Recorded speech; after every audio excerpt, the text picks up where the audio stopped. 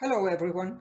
Welcome and thank you for joining us in this panel discussion of inequalities in the 21st century. This is a huge topic, and in this session, we are going to talk about how we cover this topic in the Deaton Review. That's a big project undertaken by the Institute for Fiscal Studies in London.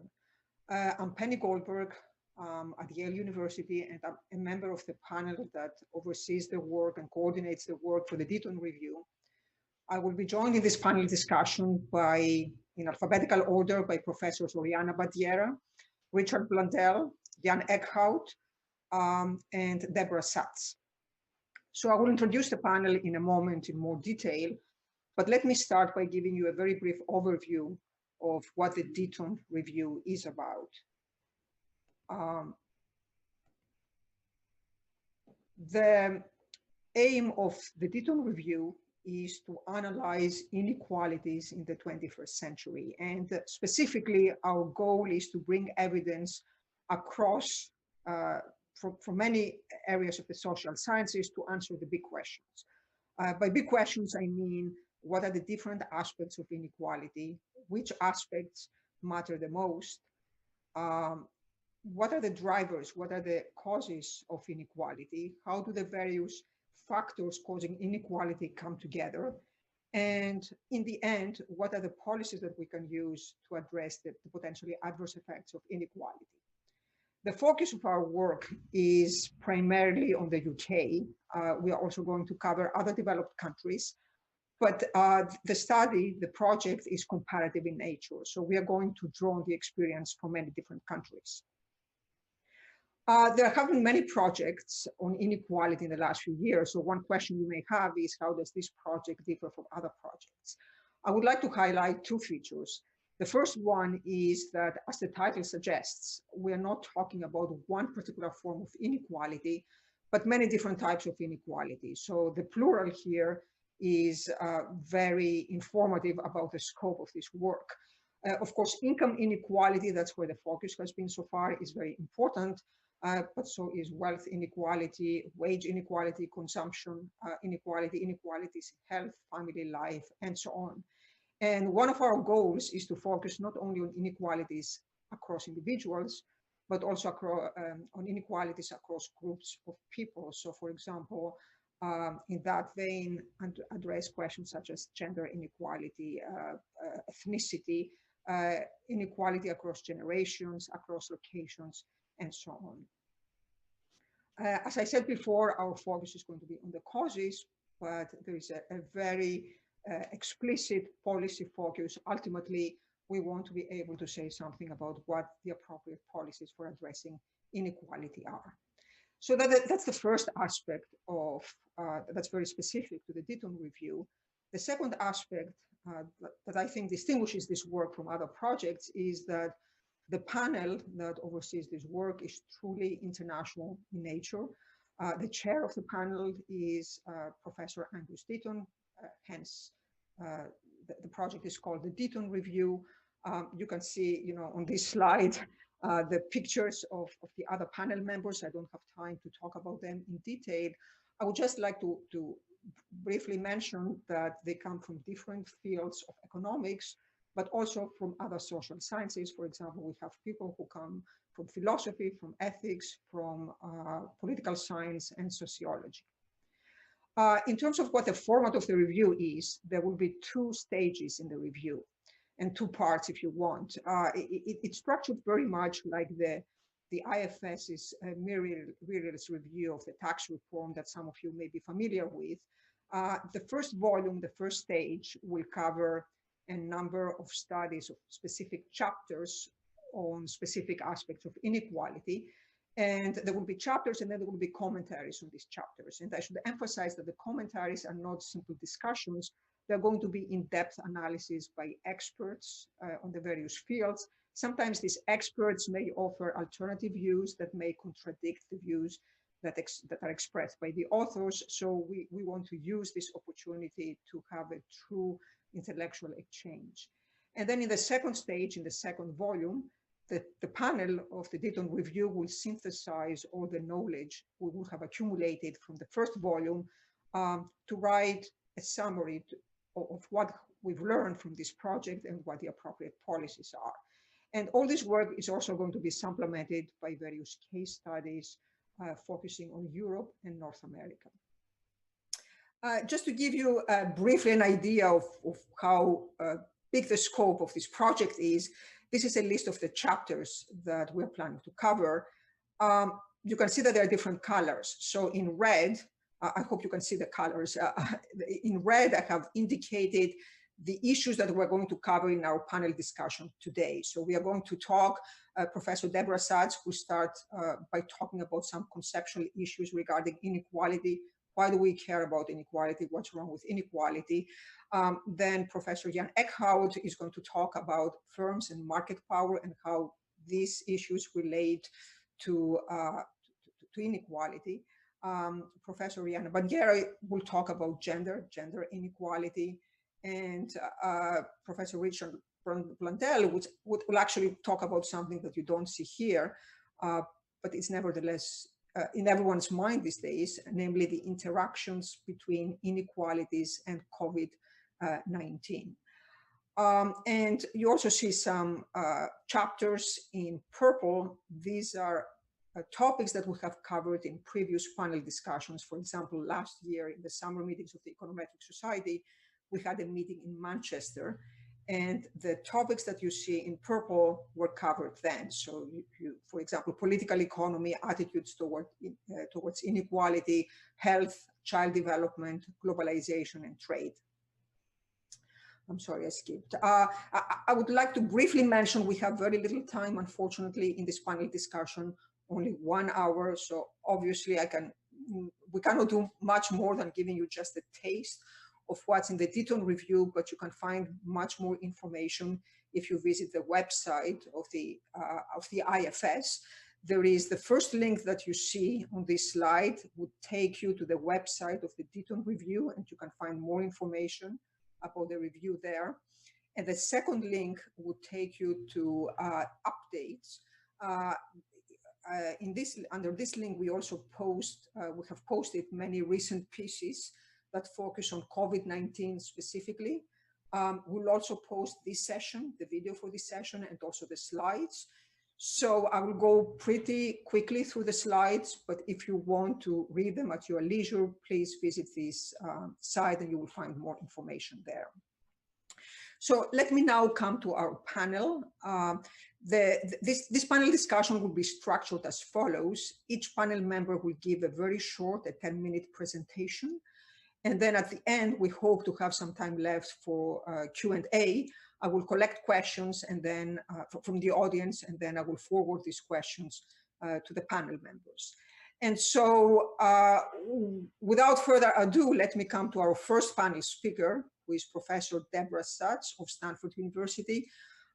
Debra has a double function in the Deaton review. So she's a member of the panel that oversees this work, as I mentioned, but she's also an author of a chapter on conceptual issues on inequality. So here she's going to talk specifically about why we care about inequality. I should mention briefly, I will not mention the many awards and distinctions that our panel members have had, but I will mention briefly that Professor Satz is Dean of the School of Humanities and Sciences at Stanford University. She's also Professor of Ethics in Society and also Professor of Philosophy. So she will bring this philosophical perspective.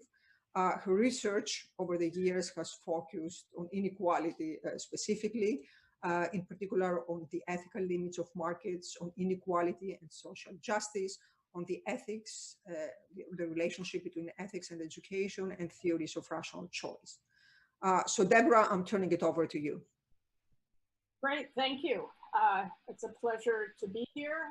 And as Penny mentioned, I'm a philosopher.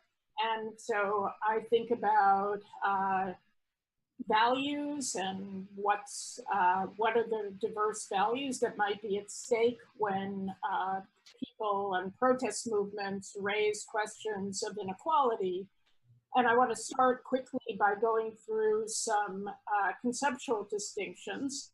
I think the first one is extremely important to be clear about, that lots of the time when people are objecting to inequality, what they're really objecting to is poverty.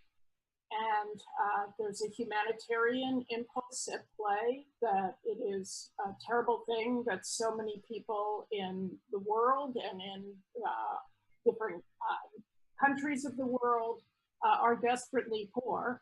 And some people have thought if you eliminated poverty, which we have actually made some progress as a world in diminishing poverty, equality itself wouldn't be of any matter. So there's a view, it's sometimes referred to, it's got a lot of play in the philosophical literature, less in the economics literature, but the view is called sufficiency or sufficientarianism. And it's the idea that there's a threshold, and what really matters is to bring everybody up to that threshold, and then inequalities above that threshold don't matter. So one question is, of course, if you object to inequality, and you object to inequality not simply because you are concerned about dire poverty, what other reasons might there be?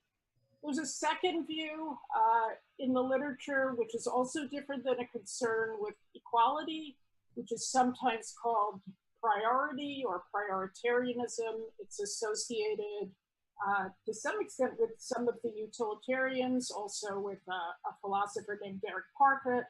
And that's the view that you should give preference to those who are worse off than others, irrespective of level. So it's not a sufficiency view. It simply says when there's an inequality in some realm that you care about, direct resources to the person who's less well off in that realm. And you could see if you believed in something like, well, what matters is well-being, and there's a marginal decreasing value of some things for well-being, like money, that might lead you to be a prioritarian. Prioritarianism looks a lot like egalitarianism, but it's different, because what matters in the priority view is benefiting those who are worst off and not necessarily equalizing in some domain. So prioritarians object to equalizing when it means leveling down, whereas there may be circumstances in which egalitarians care about leveling down. So let me say something about equality. Equalities are an incredibly complex idea. I'm going to distill something very simple about it, but what's not simple is what kind of, since everybody, we're all unequal in millions of ways, what kinds of inequality should we care about? And how should we measure that, in what dimension? And what's the scope of our concern? Is it the planet? Is it our countries? Is it our groups? What's the unit of analysis? So a few things about equality as a concept. Like the priority view, and unlike the sufficiency view, it's comparative. It's always about how you stand with respect to somebody else. You can't answer equality simply by looking at one person. You're always looking across people or across groups. You're always comparing. Unlike sufficiency, it's indifferent as to level. So you can be equal at the level of extreme poverty, and you can be equal at the level of extreme wealth. So you always want to ask, it's not simply numerical equality we care about, but equality for some purpose, at some level, in some realm. That brings me to this important question about what kinds of inequality are we concerned about, and how does the work, conceptual, theoretical, line up with the aspirations of millennia of people fighting for greater equality in different dimensions, a struggle that goes back, as I say, thousands of years.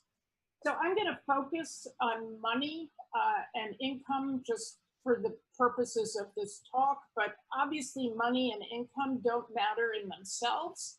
They only matter because of what you're able to do or how you're able to be with money. There's nothing particularly, we don't want to fetishize income and wealth. And indeed, it may be that the kinds of equality people most care about, income and wealth isn't always the best proxy for that. If you think that what really people care about is something like standing in equal relations with each other, not being subordinate, not having to scrape and bow before the other person, not being vulnerable and dependent to the will of others, and not functioning as a caste-like group in a democratic society. So that's what's sometimes called a relational view, but that's, again, one view about why you might care about equality. So what's wrong with income and wealth inequality to the extent that they're wrong? And I think there are a couple of ways of looking at it. One thing you might say is the concern with the inequalities in wealth and income we see today arise because of the ways those inequalities are produced. So those inequalities are not produced by a clean or fair mechanism. They are produced by historical injustices, which benefited some at the expense of others, maybe akin to like robbery, some unjust acquisition. You might think the processes are unfair because there are market imperfections that people are able to take advantage of and exploit.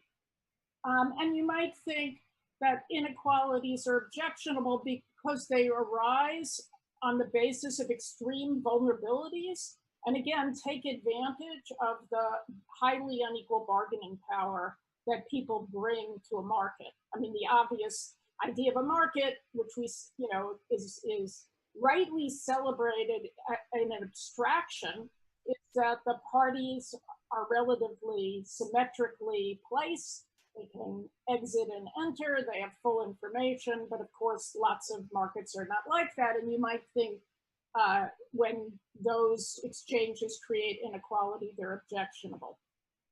So that's on the cause side.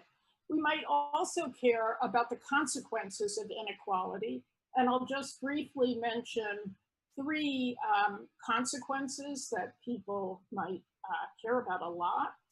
So one is a social welfare argument that if you think of something like the declining marginal utility of money, and you think that a billionaire, the extra dollar to a billionaire is worth less than the extra dollar to somebody who's hungry, that's going to get you an argument for the redistribution of income. Of course, that is a contested idea, but not an unreasonable idea for a government to make that hasn't got the information about people's specific utility functions and needs a simplifying assumption. And the simplifying assumption might be to take everybody as having more or less the same function and to build in the declining marginal utility. So that's one reason to care, the social welfare argument.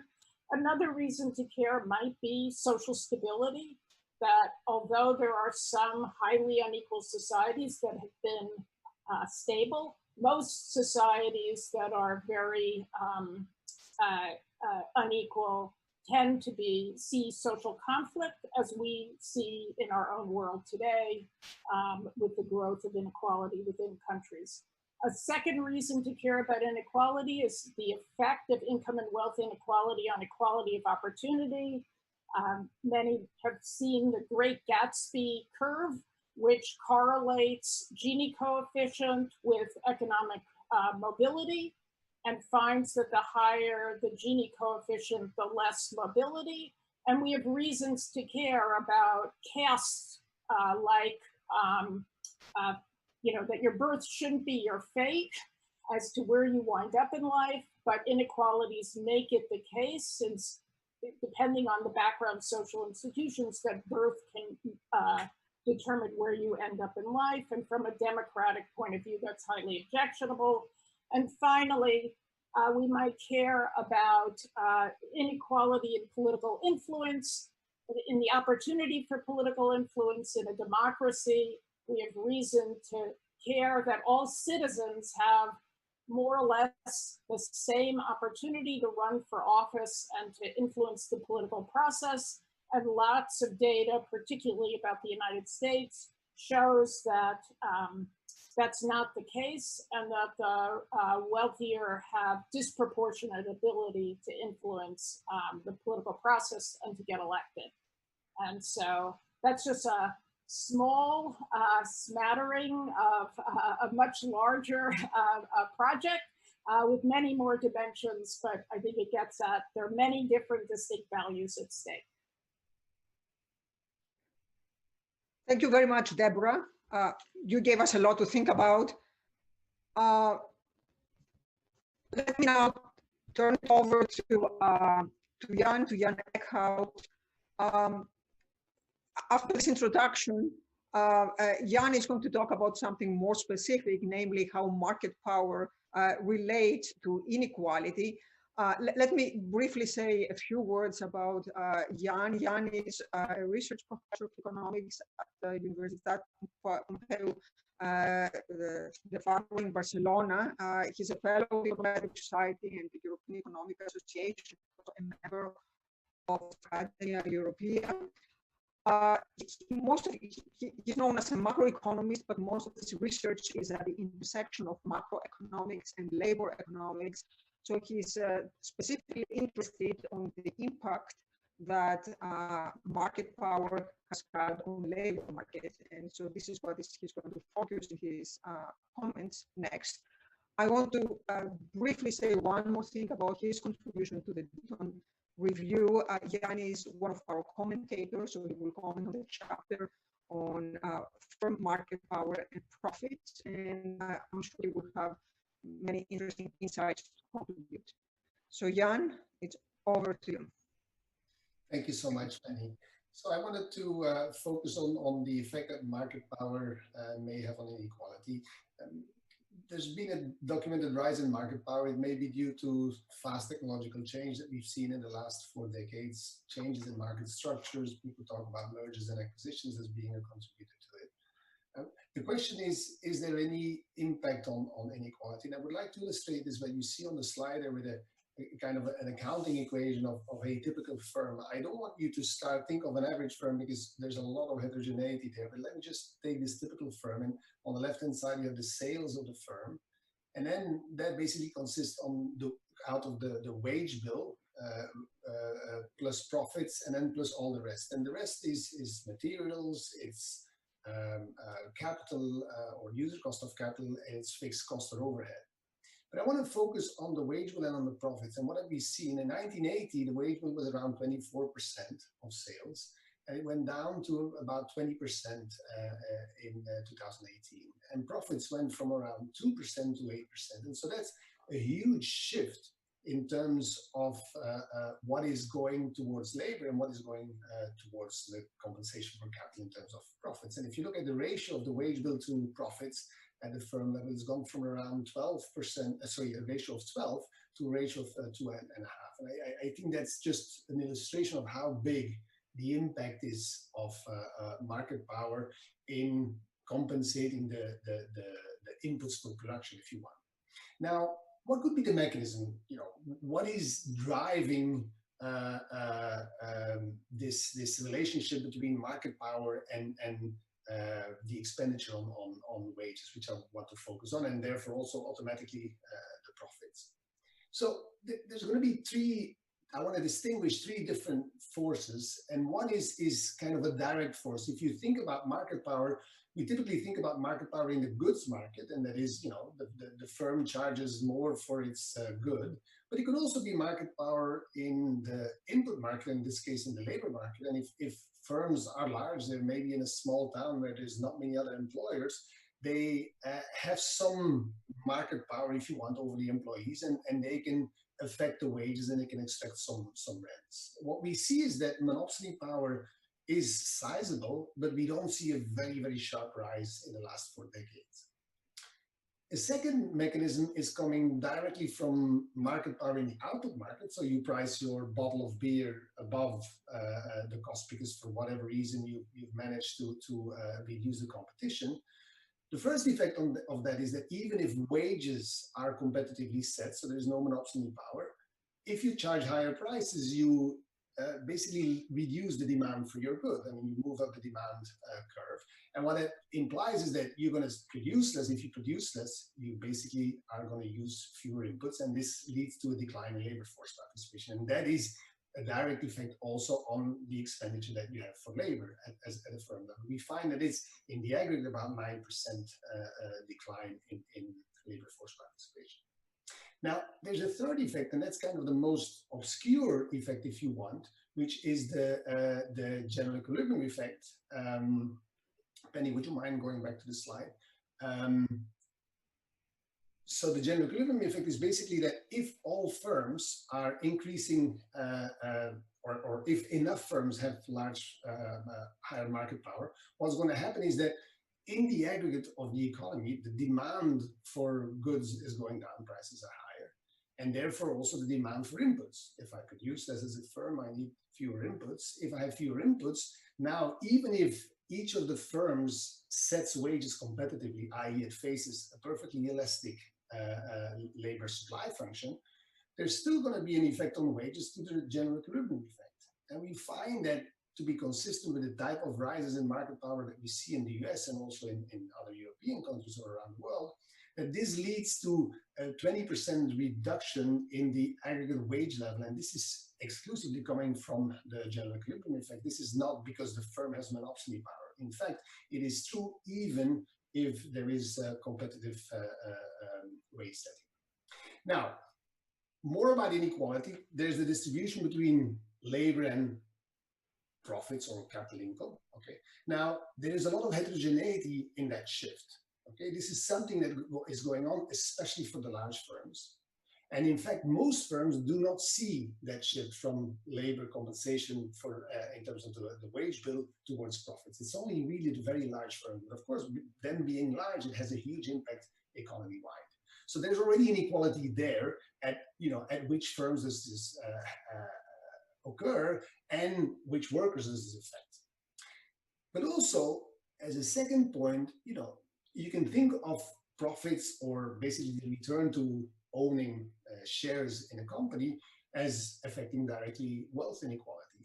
If you have a representative household and each household gets a share of the profits, then you say, okay, you get some less income for labor, you get some more from profits. There may be some inefficiencies in between, but still you get compensated. But that's not what we see in the data. The fraction of households that own shares in companies is very small.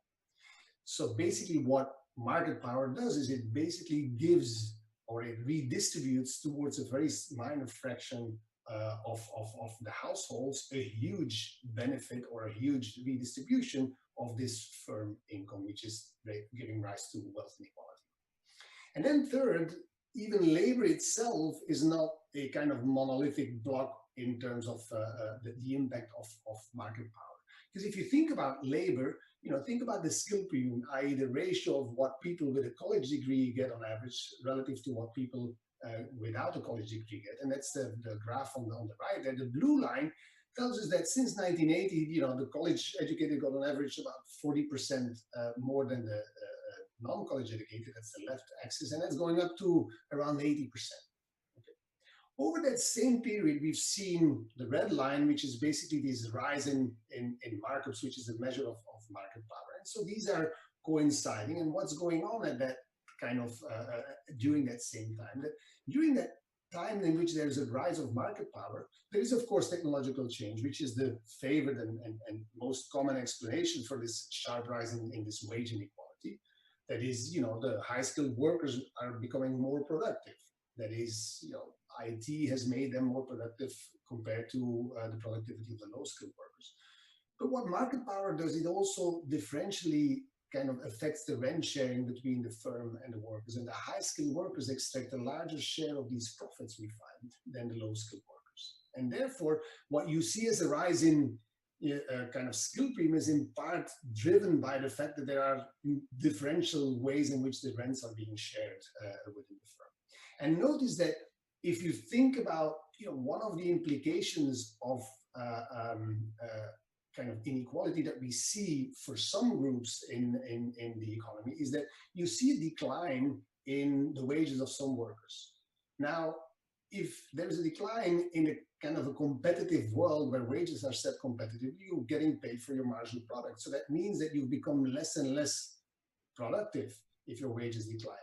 Now, that's a form of technological regress.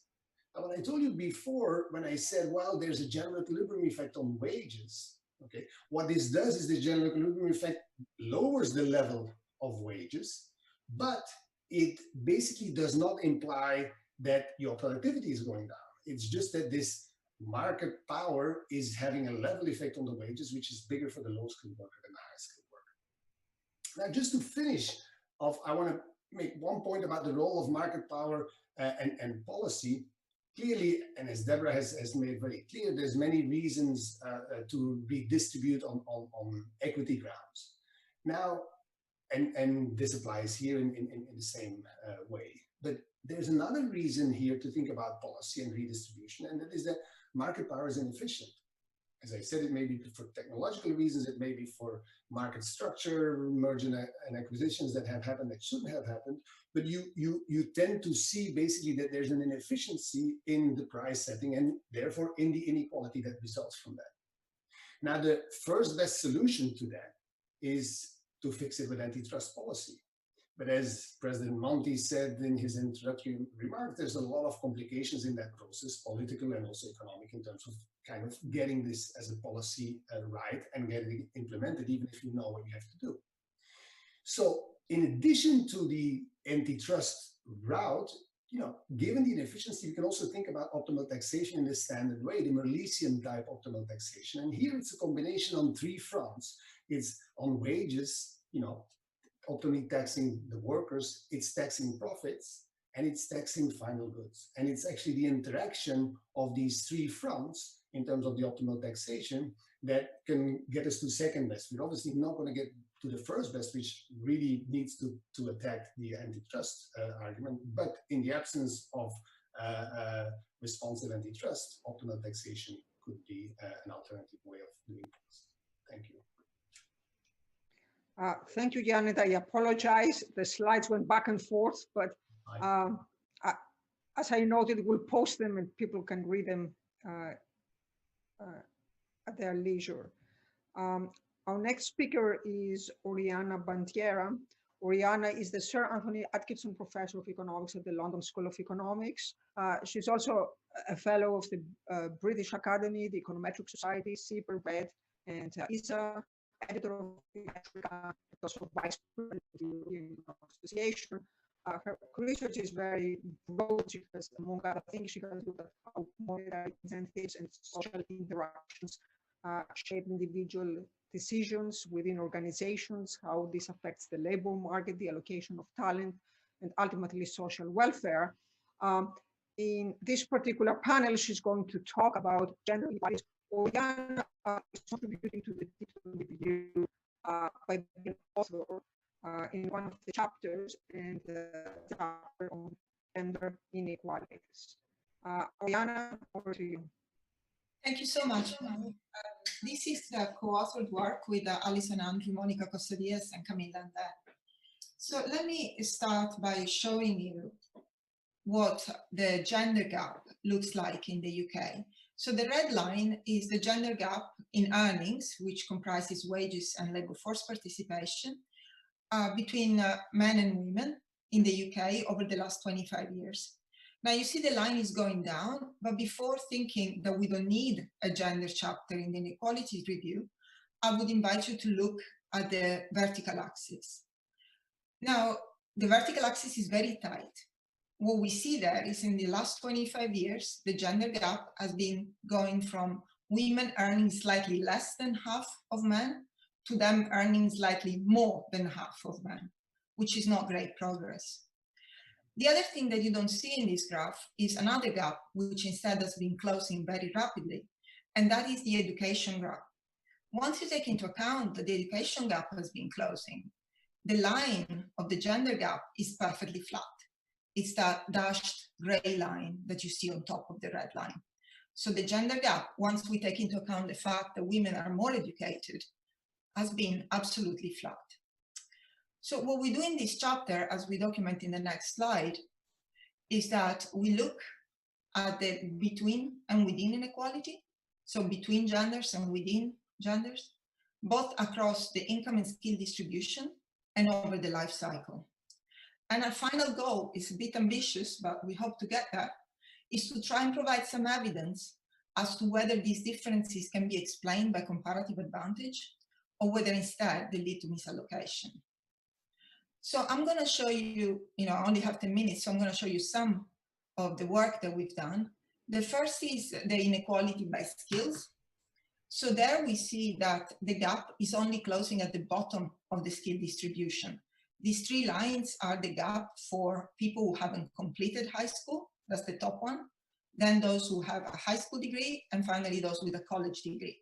You see that with the level of education, the gap goes down, but over time, conditional on the level of education is perfectly flat, except for people with less than high school.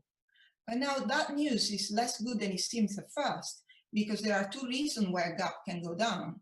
Either women improve or men do worse.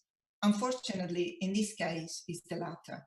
So the gap has been closing because men have been doing worse. The next slide will show you the gap over the life cycle. Now in this slide, men are in orange and women are in green. We try not to be stereotypical and then we forget the color coding. And the one thing that you notice is that until the age of the late 20s, there's no difference between the two, which already makes you think that the fundamentals are the same. And then the gap opens in the late 20s and early 30s. Remarkably, this is so for every generation. In this slide, you see cohorts from the 1940s till the 1990s as year of birth, and it's always the same.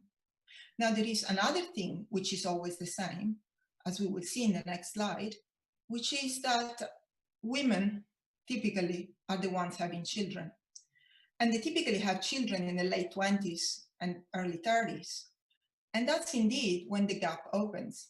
So this is an event study graph, again, men in orange, women in green, that shows you 0 is the moment where the first child is born. And you see that before then, earnings grow in parallel on the same trend, almost the same. The moment the child is born, women earnings plummet.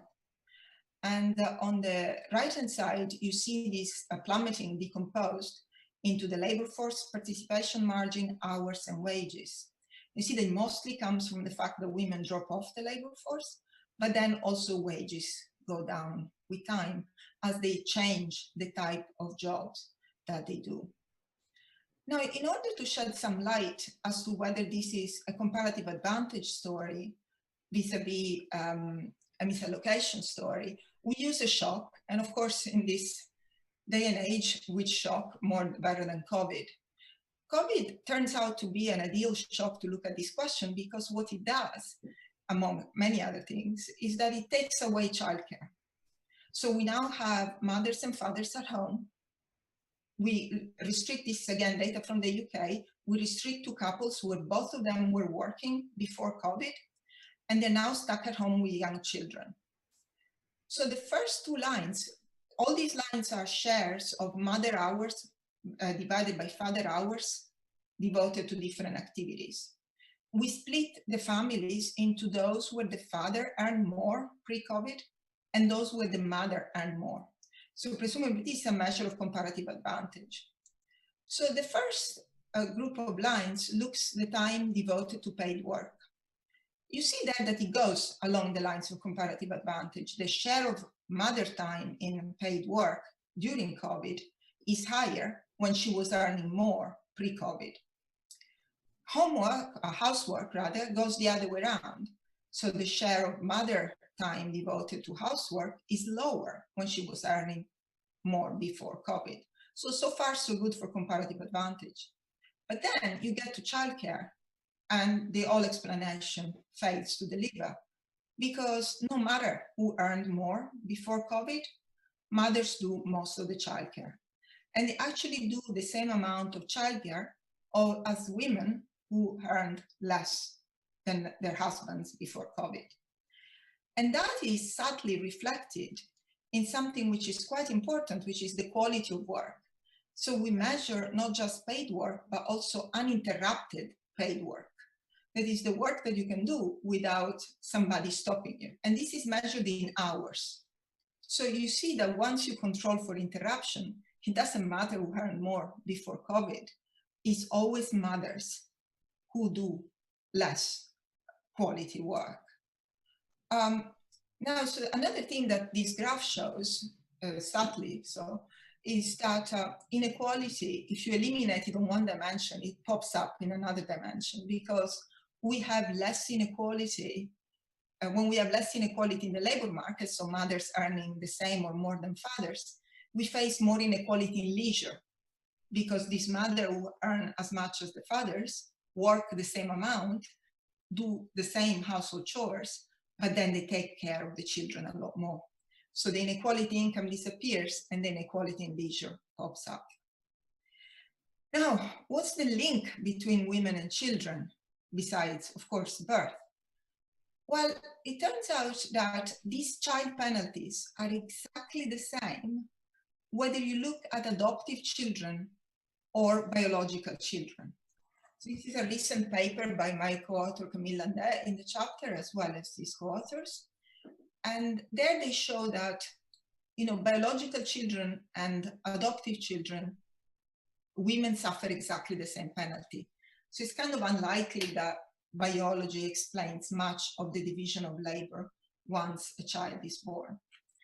Norms have a bigger role to play probably, and that's what we do more in the chapter. And here you see the answer to the question whether you agree that a child suffers when the mother works out of the house. And you see that men tend to agree more with this than women do. And in particular, there is a strong gradient with age. So older men, say older than 50 in this graph, are up here at 50% of them, half of them agreeing that children suffer if the mother is not at home, vis-a-vis 30% of the younger men. But still, the share is fairly high, and it might sustain an equilibrium in which women end up spending more time taking care of children, no matter how productive they are in the labor market. So this overall, this inequality is both unfair and inefficient. It's an inequality of opportunities because women are not given the same opportunities as men. And it is something that in these times of scarce resources, we have to put a lot of policy attention on, because currently we're wasting the talent of half of the world's population. Thank you, Oriana. Unfortunately, that was a very somber picture for those of us who think things have gotten better for women in the last few years. Our last speaker, I'm afraid he's going to give an even more somber picture by focusing on the interactions between inequalities and COVID. Our last speaker is Richard Blundell. Richard is a member of the panel, and I should also point out that he's the principal investigator on the research grant from the Nuffield Foundation that underpins the Deaton review. Richard is the David Ricardo Chair of Political Economy at the University College of London. He's also the director of the ESRC Center for Microeconomic Analysis of Public Policy. He has a very broad and rich research agenda. He has studied the relationship between taxation, family labor supply, and consumer behavior. He also has many econometric contributions in the study of dynamic panel data models and also the non-parametric analysis of individual decisions. Richard, over to you. Hey, thanks very much. Thanks, Penny. Thanks. It's great to be part of this Econometric Society session. And my remit, I think, is to look at the implications of inequality of COVID-19, and perhaps on the review. It was at a panel meeting, I think in January, Penny and Debra will remember, where we worried a little, looking at the unfolding pandemic in China and parts of Europe, that addressing the pandemic may indeed override concerns about inequality. Of course, things are still unfolding, but click on you can see that far from pushing inequality and redistribution down the agenda, we've seen how the pandemic has exacerbated existing inequalities. You've already seen some of this in what's been documented. And what I try and do is bring a flavor of how this comes together. We've seen inequalities growing in wages, employment, health, gender, ethnicity, education across generations. What has also happened is it's opened up new fissures along dimensions that were previously less significant: working at home, homeschooling, use of public transport, particularly kind of key in thriving cities like London. One thing that I particularly noticeable, given my field, is how the loss of earnings has brought the effectiveness of safety nets into sharp focus across different countries. In particular, you can think here of systems that have particularly low replacement rates, like the UK, in fact, that focus on in-work or work contingent benefits, which of course provide little support with large numbers losing employment, and poor levels of social insurance. So I think what the pandemic is doing is making us rethink, by looking comparatively, in fact, at the effectiveness of different social safety net systems. And in that sense, it's kind of quite exciting. And as I say here, there are many policy challenges, but opportunities too, perhaps not only to address some of the adverse impacts of the pandemic, but also to tackle some of the most pressing underlying long-term inequalities. There could be, I guess, a new emphasis on building a fairer society, despite the challenges of doing so, as I say here, with unprecedented levels of peacetime debt. And in fact, there are other threats to that, I think, that are going to be obvious as we come out of lockdown, and I'll try and look at some of those risks. But to kind of answer this question, you really need to understand the array of different inequalities in societies, how they interact, and what inequalities indeed do concern us in society. So exactly as the Deaton review was set up. Next slide. So thinking about the risks, I just picked on a few areas here. Wage and employment inequality. We know that low earners have turned out to be mostly in lockdown, shutdown sectors. In the UK and other places, they've been furloughed, but now increasingly at the risk of unemployment. And in surveys going on during COVID, we see those with insecure work arrangements are likely to report more negative impacts. If you pair that alongside the increased reliance on technology and home working and how it favors the highly educated, you can see the impact on the skill premium, kind of emphasizing the things that Jan has mentioned here, is a kind of considerable risk. Two is the effect on generational inequalities. Younger workers are more likely to have lost their job, it turns out, and experienced a reduction in earnings. Those that, of course, would have entered work this year face longer-term scarring. And this is after a pretty sorry decade across many economies, in particular in the UK, and could knock the generation back a bit. By that, I mean, we've seen the wage profiles, the age earnings profiles of recent cohorts pull back quite a bit. And this impact on wage progression is going to be key, I think, as we come out of COVID. We've seen the risks around gender inequalities from Oriana's nice talk, and how houseworkers fall more on mothers than fathers. If you think about the impact here on women's work, even during this period, you can see that it could further impact wage progression. And if you remember Oriana's slide, as the hours go down, you get this gradual opening up of wage differences, which are kind of driven in a sense by the effects of part-time work or less work. And you can think that this could further inhibit wage progression when progress, as we saw in closing the gender gap, has really stalled. Then there's educational and family inequalities. Children in poorer families, we know the impact there. And there's some inequalities that may be reduced, at least temporarily, effects on house prices. But most of these changes point the other way. If you turn to the next slide, this is one picture that I just took out of a report that goes along with this talk.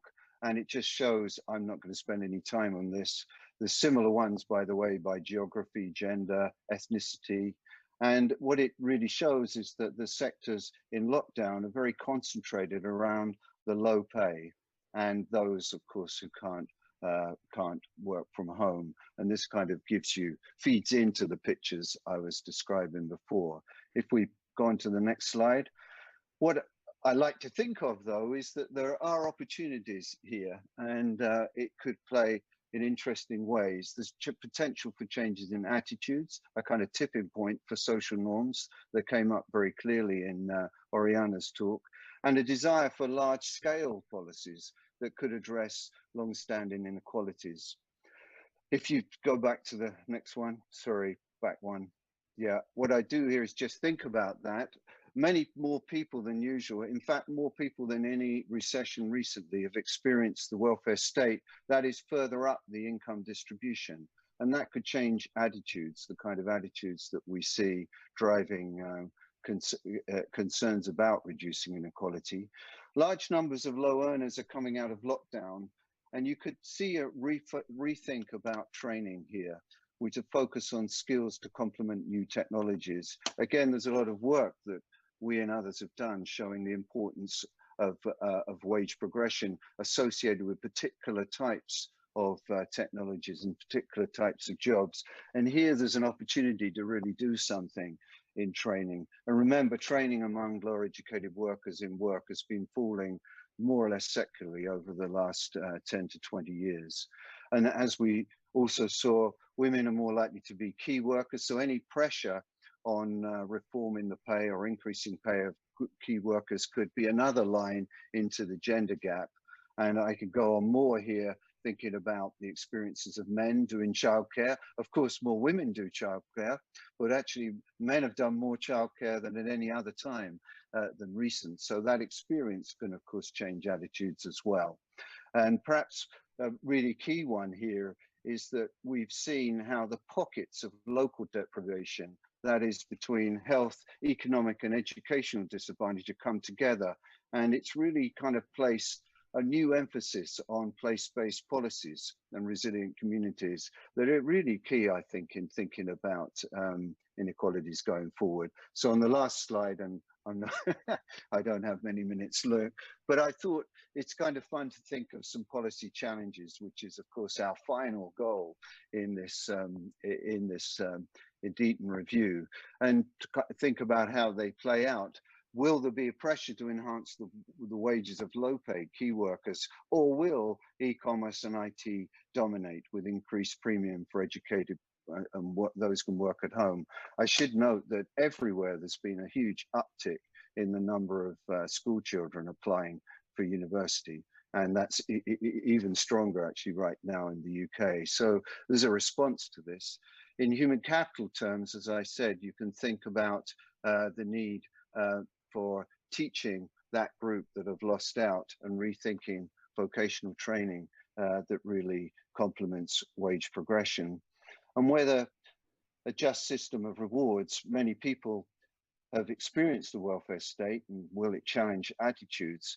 And perhaps a re-emphasis on social insurance. So social insurance has kind of gone off the agenda in inequality and social security reform, but you can imagine it coming back in now as a way of enhancing replacement rates with potentially less efficiency. So I think there's a real kind of challenge there. And then thinking of Jan's talk, will firms consolidate power?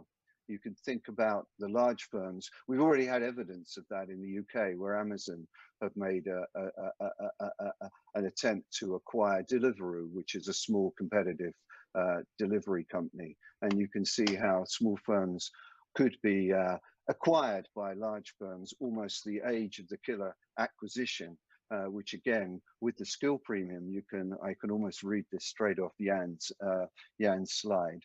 And then finally, thinking about funding, whether there be a new social contract. We kind of know now that we're going to have to raise more revenue eventually.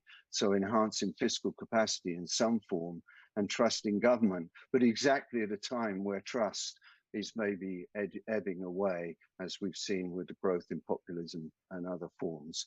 So there's a few things. There is a paper that goes alongside this that will be posted. And as Penny said, all these slides are going to be available. So thanks. Thank you very much, Richard. I think that last presentation brought everything together because it shows how all these different aspects of inequality are relevant. And regarding COVID-19, one interesting aspect of the current pandemic is in the first month, some people said this is the great equalizer because everyone is affected. It turned out that never before has inequalities have been more relevant, both for how COVID-19 is affecting people, but also how we are going to approach it in the future. And I think one interesting aspect of the current crisis is different countries are taking different approaches, even in addressing the impacts, the economic impacts. So there will be a lot of, material we can draw upon. Unfortunately, we only have 3 minutes left, so there is not much time, but let me ask briefly a question that came up. Are we, perhaps this is for Richard, are we planning to have a separate chapter on COVID-19 in the Deaton review, or do you anticipate each author integrating part of the insights that we're going to gain in the next 2 years when they write their chapters? Yeah, I think, Penny, thanks. Yeah, I think it is key. I think it's the latter. You know, we've assembled this amazing group of participants who are writing, commentating, and thinking about inequality. And in fact, just recently, we've just asked all of them, as they're writing, to think about the implications of COVID on their work. It's possible, though, that the panel will have to rethink that again in a year's time because things are unfolding. And in some ways that's very exciting, but it also means it's difficult to really nail the impact. So I think what is key is exactly what you said. It's opening up, it's making us look comparatively, and it's really bringing out dimensions that I think all the commentators here, as we saw, it could be absolutely key to. And that I think is our strategy. Okay, thank you very much. We have 1 minute left, so I won't even attempt to forward questions. So I will just use this minute to, again, advertise the site. There is much more information on these links that I posted on the last slide. Please go there and you can find much more about the Deaton review and also current updates as we put more information also in response to the current crisis. So thank you all very much, and thank you again to our audience for joining us.